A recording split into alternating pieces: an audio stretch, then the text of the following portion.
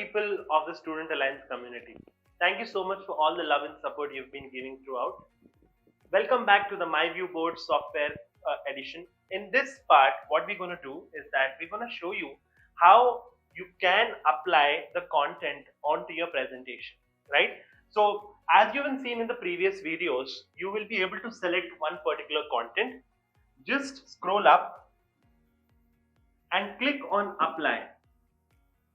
Now, as soon as you click on apply, this file will download and whatever content is there will directly go onto the board. Now, the interesting part is using this option, you can navigate from one place to another for whatever things have been discussed here. So in case you want to go step by step, just click here. You'll be able to navigate through your content along with the videos and the 3D simulations. So using the pen feature and using the feature of eraser and AI pen and other things, you will be able to showcase as many as content that is given by ViewSonic. Thank you so much.